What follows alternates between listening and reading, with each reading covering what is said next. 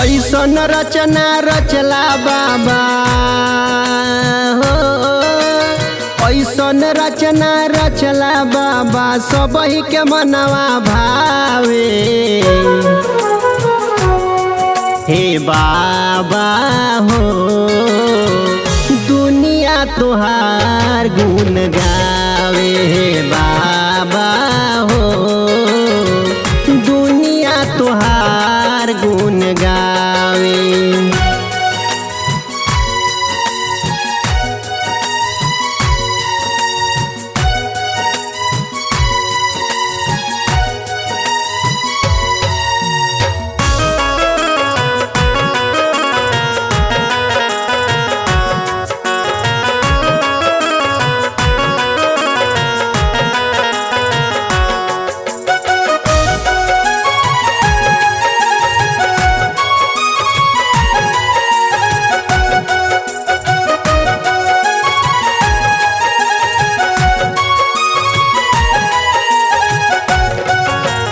तड़ुका के खोपड़ी के ऐसन गढ़ दिहला खड़ुआ, पड़ल जाके सीधे उतर राम जी के पौआ।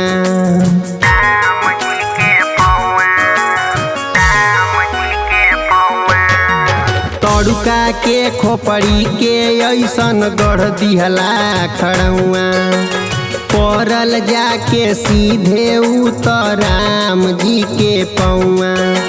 रउआ के अद्भुत कलाई हो, रउआ के अद्भुत कलाई दिलवा के हरसावे।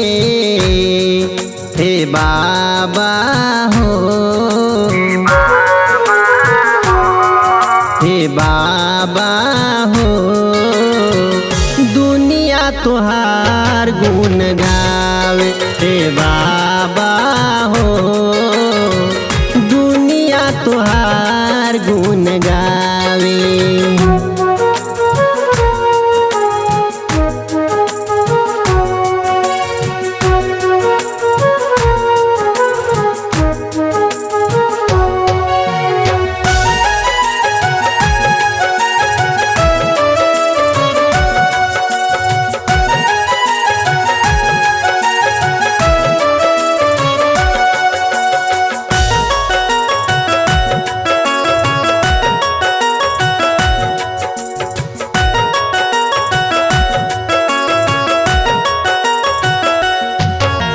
छुअते पौआ रउआ बाबा बिगड़ल काम हो जाला।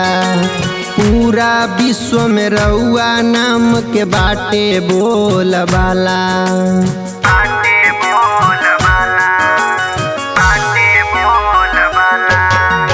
छुअते पौआ रउआ बाबा बिगड़ल काम हो जाला।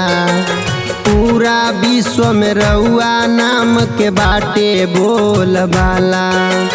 सरवन विश्वकर्मा साजन आपन शीश झुकावे। हे बाबा हो, हे बाबा हो दुनिया तुहार गुण गावे। हे बाबा हो दुनिया तुहार गुण गावे।